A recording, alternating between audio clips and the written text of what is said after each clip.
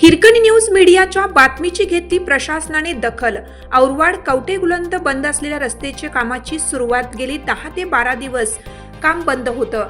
आमचे शिरोळ तालुका प्रतिनिधी पटेल यांनी या रस्त्याबद्दल हिरकणी न्यूज चॅनलच्या माध्यमातून आवाज उठवला होता व प्रशासनाला जागे केलं होतं। याची दखल घेऊन प्रशासनाने व ठेकेदाराने कामाची सुरुवात केली, तरी 7 गावातील सर्व शेतकऱ्यांनी सर्वसामान्य जनतेतून समाधान व्यक्त केलं जात आहे।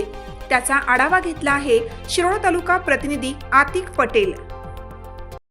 चालू घडामोडींचे अपडेट्स जाणून घेण्यासाठी आपल्या हिरकणी न्यूज चॅनलला सबस्क्राईब जरूर करा, लाईक करा, कमेंट करा आणि शेअर करा।